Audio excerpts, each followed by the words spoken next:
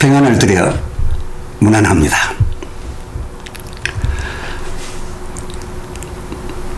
(3927) 기록되었을 때 시리즈 네 번째 주제 신약경 저술 예수께도 큰 과제입니다.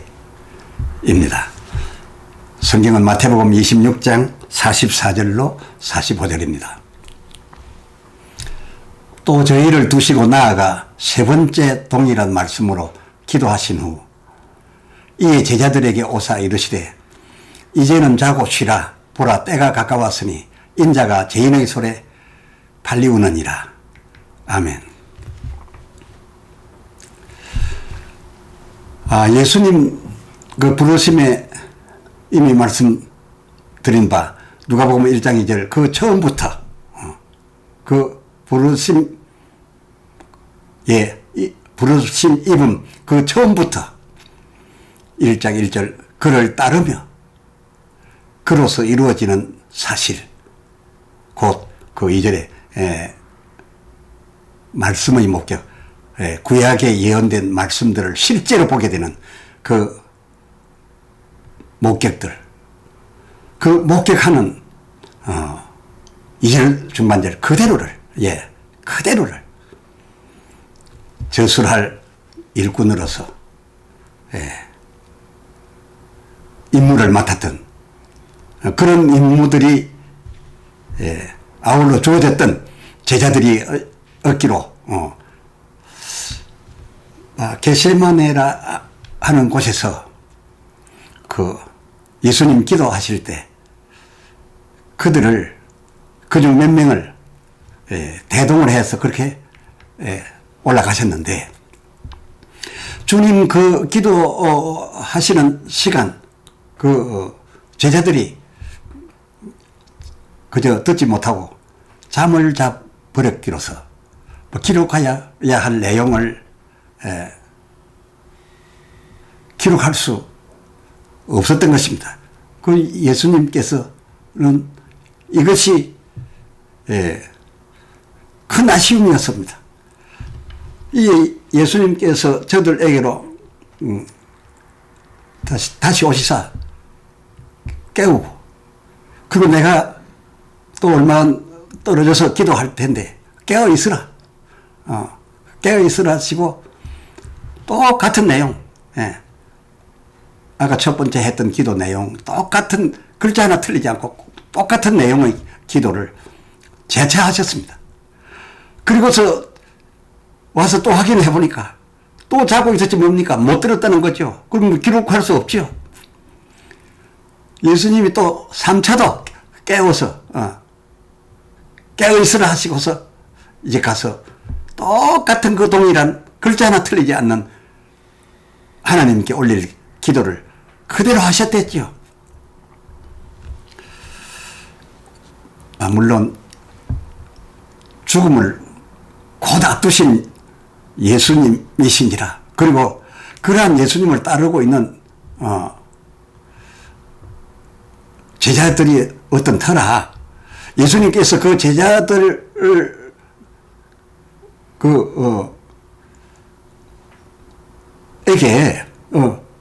제자들에게 깨어있어서 몇 번이고 깨어있어서 나를 위해서 합심기도하자. 나의 지금 당한 바 이 처지를 하나님 앞에 아뢰고 참 우리가 응답을 받기 위해서 합심해서 기도하자 라고 할 수밖에 없으셨고 제자들은 그 합심 기도해 달라 하는 것으로 여겼으나 그래 하지 못했다. 이렇게 해석할 여지가 없지는 않습니다. 그게 합심기도 못했다. 주님이 바라신 것은 합심기도 해달라. 그렇게 사항과 정황으로 보아서 그렇게 해석을 할 여지 있습니다만은 그 당시 정황 그야말로 누가복음 1장 2절 중반절 그대로 아주 그 있었던 현장 사실 편견 없이, 왜곡 없이 사실 그대로를 저술한 마태의 그 26장 36절로 그 46절 사이 기록으로 볼진데, 함께 합심하여 기도를 보태달라, 응답의 도움이 되어달라, 이렇게 하자 하셨거나, 또는 그 사항을 그렇게 합심해서 기도하면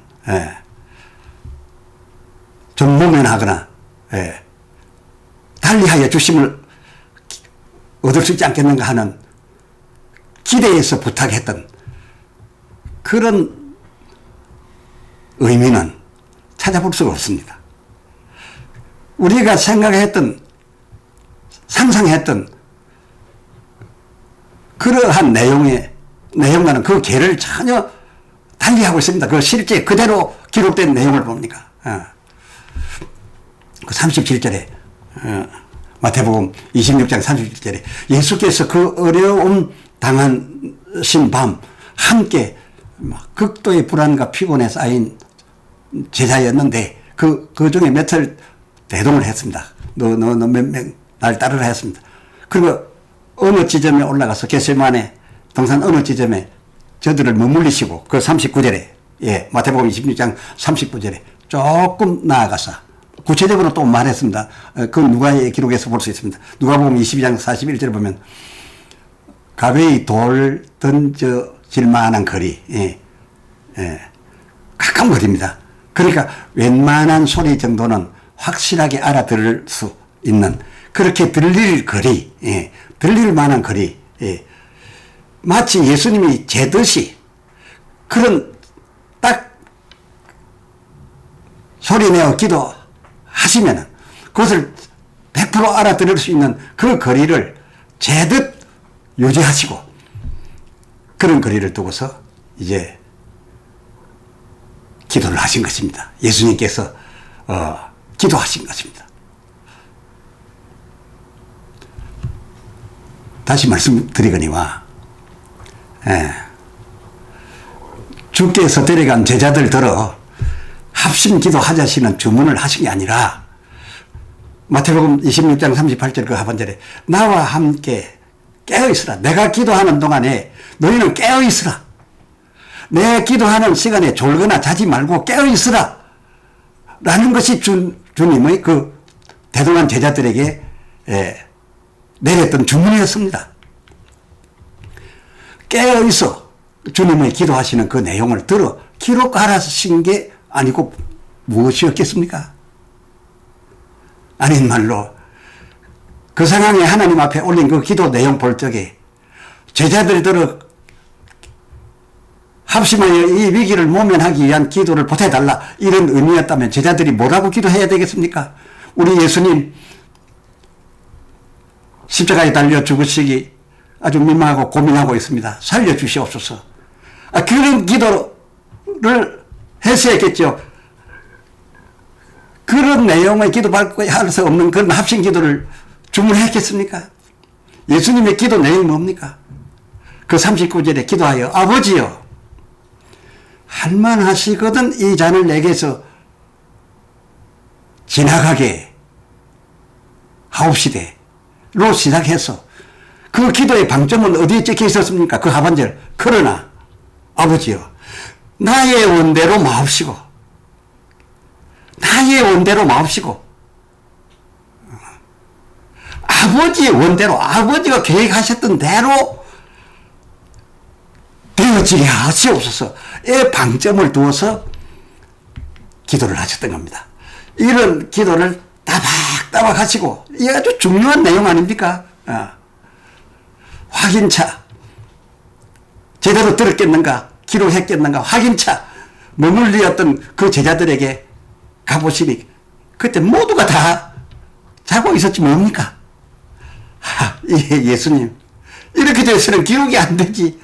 이 중요한 내용을 기록 남기자. 이 기도 내용이 기록에 남지 않는다면 내가 아버지께 대한 자세, 그리고 이전까지 내가 이제 참 죽게 되어 고민이 너무 많두다. 고민이 많아 죽게 되었다. 오히려 그것만 써버리면, 그것까지 들었으니까 그건 기록하고 이 부분을 빼버리면은 뭐가 되겠습니까? 예수님은 하나님을 순종하신 분이 못 되는 겁니다. 아주 중요합니다. 그래서 그 40절에 예수님, 나와 함께, 내 기도하는 동안에 그 한 시 동안도, 그 다음에 뭐라고 하셨습니까? 함께 통성하여 나를 위하여 기도하여 줄 수 없더냐, 뭐 그런 뜻으로 말씀했습니까? 아니요. 내가 기도할 그 시간에 깨어 있을 수 없더냐. 이 깨어 있단 말은 기도하라는 뜻이 아니잖아요. 깨어 있을 수 없더냐라고 하셨댔습니다. 즉, 성경 저수를 위해 너희가 꼭 들어서 이 중요한 대목, 더더욱 중요한 이 대목을 제대로 들어서 바로 그대로를 기록해야 할 게 아니더냐. 정신 똑바로 차려서 토시 하나 틀리지 않게 깨어 있어야 될 텐데 이게 뭐냐?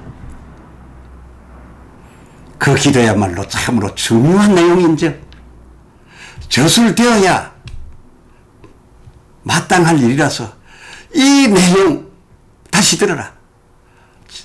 지나서 나중에 듣고 보니 절대 빠뜨릴 수 없는 그런 저술 내용이었죠. 그러니까 이 중요한 내용이 저술되지 않았어야 되겠느냐라는 해석 말고는 예수께서 1차, 재차 오셔서 저들에게 깨어 있으라라고 하신 말씀에 다른 해석이 어찌 가능합니까? 가능치 않습니다. 하마터면 그 산에 올라갈 때 예수님이 이런 말씀하셨어요. 이들 같이 올라갈 때니까 이들이 들었어요. 마태복음 26장 37절에 내 마음이 힘이 고민하여 죽겠다 라고 했는데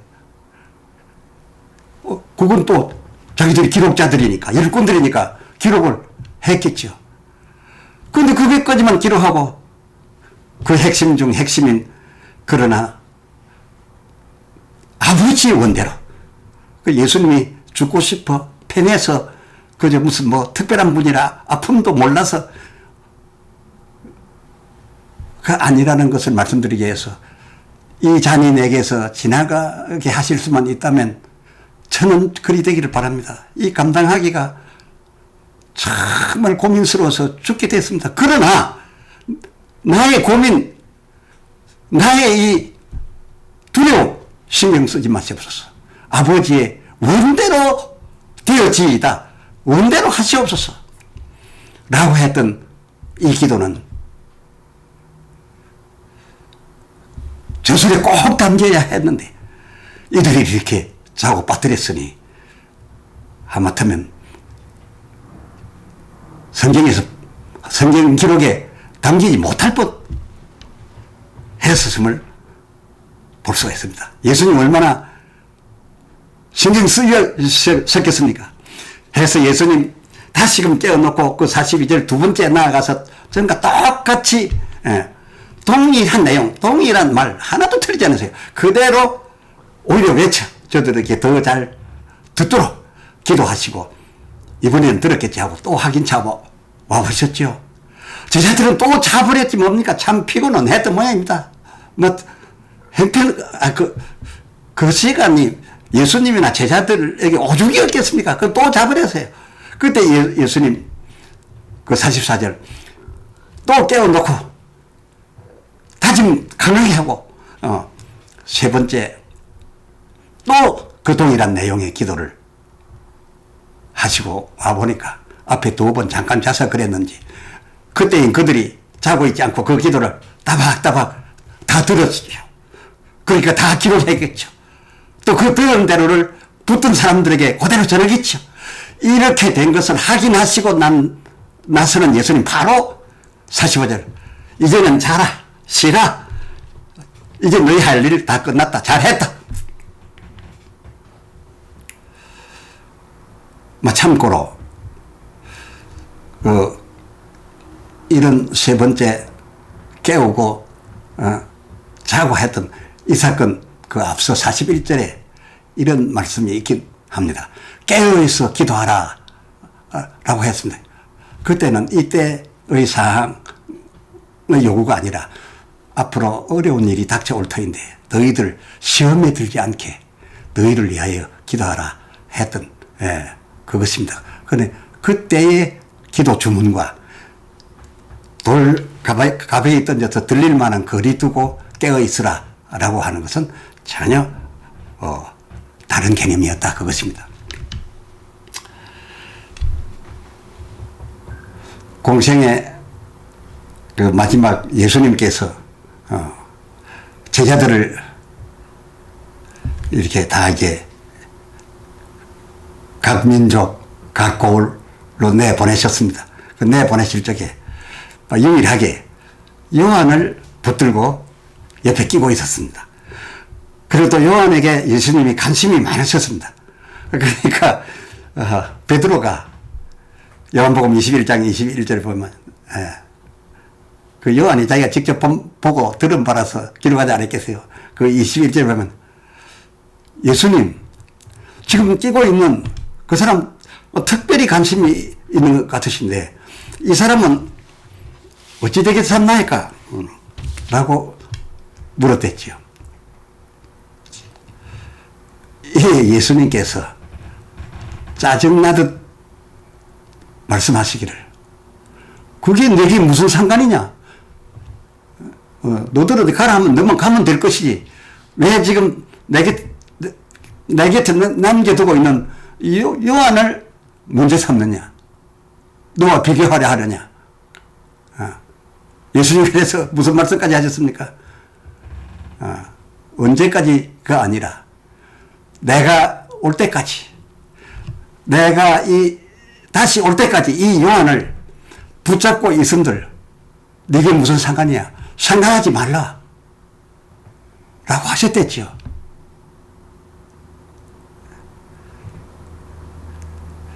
그것은 이유가 있었습니다. 이 요한 하나만이라도 붙들어야 했던 이유가 있었습니다. 또 그가 젊음이었기 때문에 상당히 오래 이 세상에 머물 그런 조건도 갖고 있었던 자였기 때문이었는데요. 요한복음 19장 26절에 우선 먼저 당신의 십자가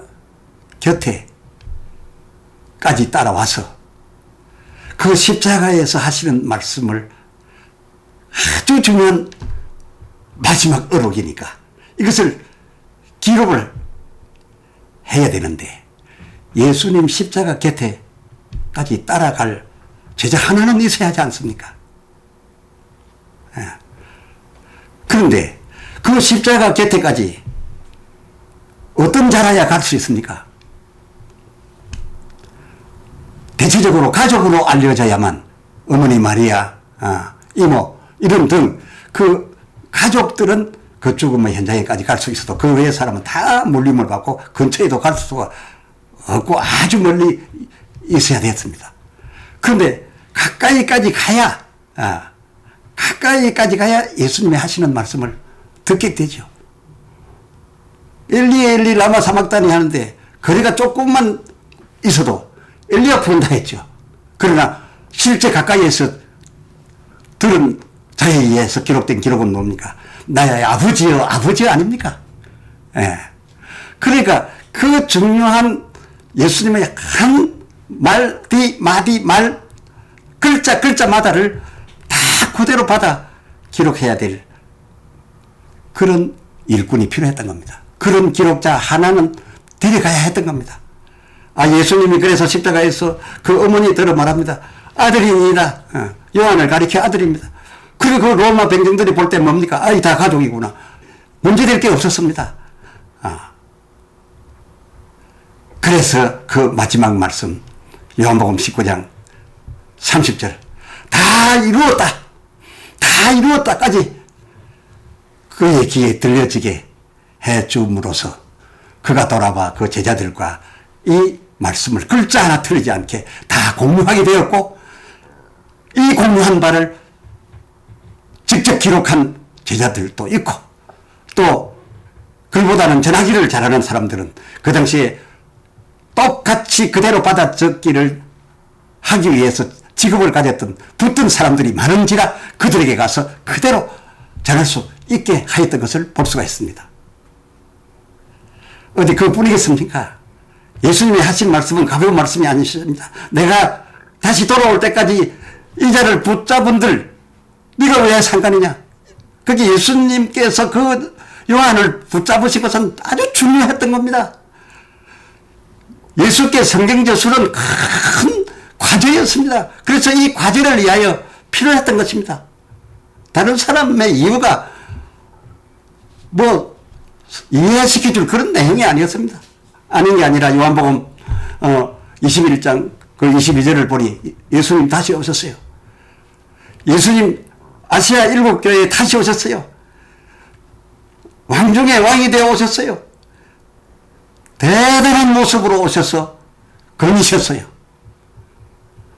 그때까지 다른 제자들과는 달리 밤모섬에 가서 피하게 하고 있게 하였다가 예수님이 다시 오셔서 아시아 7교회에 이 신약을 만드는 일, 계시록을 으로서 이 완성을 시켜야 될 이 계시록 기록을 위하여 그때까지 그 요한을 붙들어 두셨음이 아니고 무엇이겠습니까? 할렐루야.